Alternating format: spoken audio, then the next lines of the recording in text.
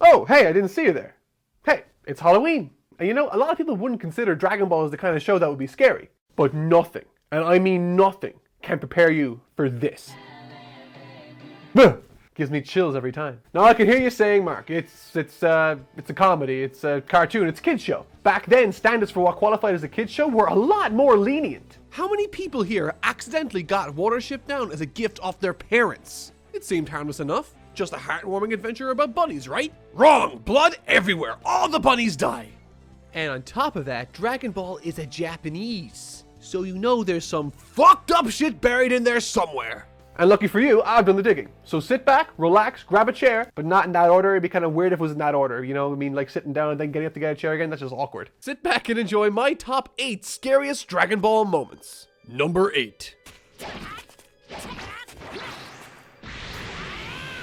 Now some of you might think I'm kidding here, but trust me, I'm not. This list covers every major moment that scared me throughout the whole series. And this entry legitimately scared me. You see, Dragon Ball Super was a show I had been waiting for since I was a little kid. The ending to Dragon Ball Z was kind of unsatisfying, and let's not even talk about GT. Some things are just too horrifying even for this list. Besides, we don't talk about fan fiction over here on Totally Not Mark. Now, when Dragon Ball Super began, I was a little nervous, but I was enjoying myself. However, when episode 5 came along,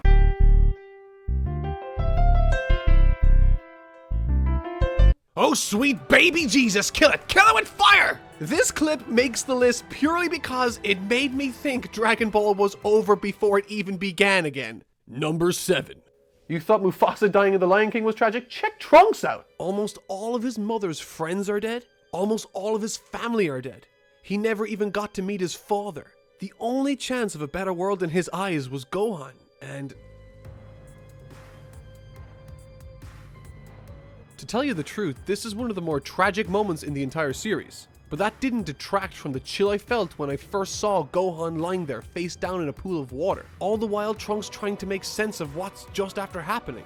Something about how they depict the androids in this timeline made me feel as though they could have been around any corner at any time, watching from afar, ready to pounce. It's definitely an unsettling scene and one I haven't forgotten since I first saw it as a kid. Number 6. It's very much the case in every arc of Dragon Ball that the stakes are never quite as high as they should be comparatively to any other show under the same conditions. This is primarily due to those little orange spheres called Dragon Balls, of which the show is named after. For those of you who don't know, these little orbs are, for all intents and purposes, the Control-Z of the anime world. Anything goes wrong, anything at all, and boom. Out comes Shenron the Magic Dragon who can fix anything that was of any consequence in the episodes prior. Now, I know what you're thinking. TNM. That destroys tension and ruins everything. But when this episode aired, the magnitude of what happened hit me in waves. 3 waves to be exact. The first being, Bulma dies. That was significant because it was the first instance in the show's long history that had happened. We're talking like 500 episodes of story here. People die in Dragon Ball all the time. The second wave that hit me was much stronger. That was that Trunks and his timeline don't have Dragon Balls. Suddenly the stakes are so much higher and you begin to sympathize with Trunks' character. The third and final wave that hit me was chilling. It was in that moment I realized that Bulma, a woman who had lost everything from her best friends to her family to even her husband, the last thing she saw before she died was her oldest friend murdering her. Number 5. All right, we're at the halfway point. What do we got next?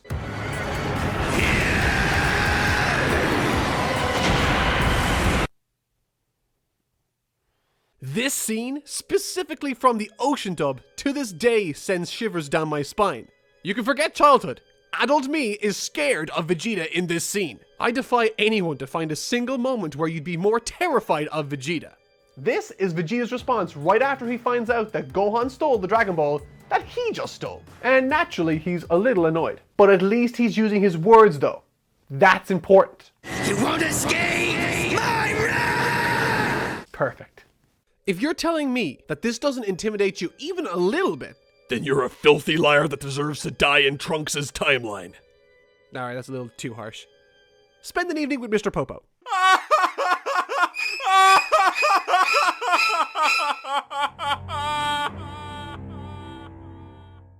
Number 4.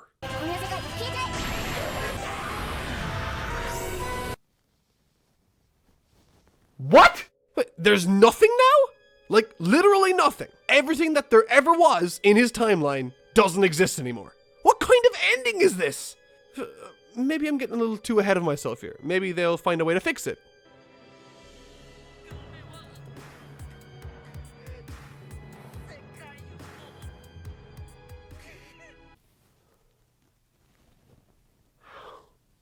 So yeah, it's even worse. Happy holidays, everybody. What kind of ending is this? Was this supposed to give closure? This is fucking awful. Everything they fought for, it's gone.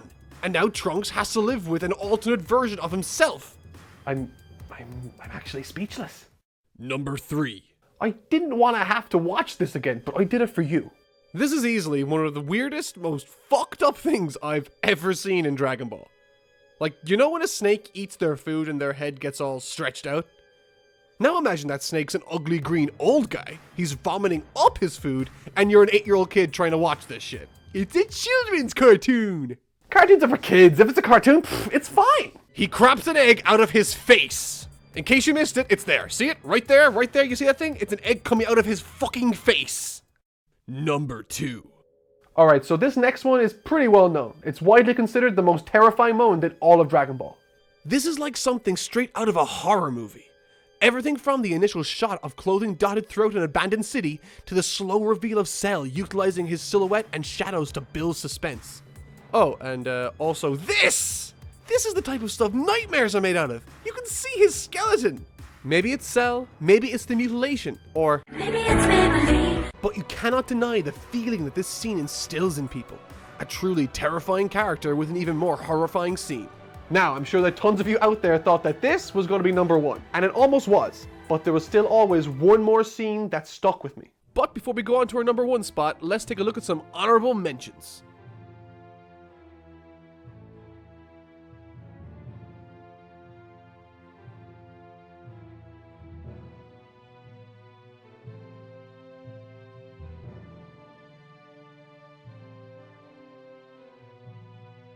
Number 1.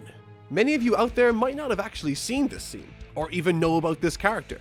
To give you a rundown, this scene takes place towards the end of Dragon Ball, the original series, during the 23rd World Martial Arts Tournament. You know, the one where Goku fights Piccolo for the first time? The scene involves Ten Shinhan and mercenary Tao, who is looking significantly more robotic than we last saw him. This confrontation is significant because of Tien's history with Tao. Much the same way that Goku trained under Master Roshi, Tien and Chaozu as children trained in the Crane School. However, it differed by being far more brutal and straight up abusive. The man in charge was Master Shen, but it's his brother Tao that really takes the cake here. During this scene, we get flashbacks to mercenary Tao beating down Ten Shinhan as part of his training, and through internal dialogue with Tao, we see just how truly evil and remorseless he is for his actions. He comes off as this twisted, narcissistic blowhard initially, but when Tien informs him that he is no match for him now, and that he'd prefer for him to give up so as not to embarrass him, things get a little dicey. Backed into a corner by Ten Shinhan, Tao removes his hand and leaps behind Tien. After revealing a hidden blade, he slashes at Tien, leaving him scarred for the rest of his life. I'm not sure what freaked me out more in this scene. It could very easily have been a typical Dragon Ball fight, but something about that insane laugh, that hidden knife, and Tao's design overall is just frightening to me.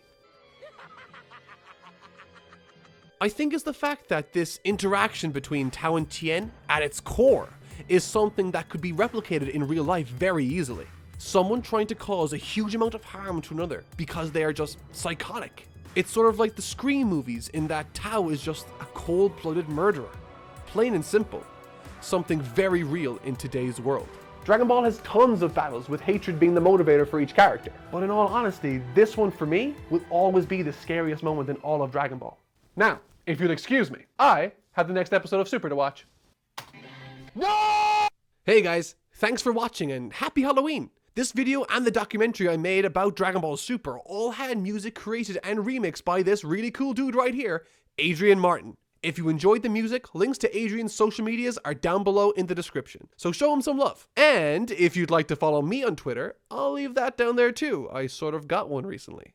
And if that still isn't enough, maybe you'd want to try every difference in Dragon Ball Z Abridged. That was a fun one to make. Or how about every Dragon Ball Super episode reviewed in 10 words or less? Take your pick. I hope you guys liked the video. As always, thank you so much for watching, and I'll see you guys in the next one. Happy Halloween!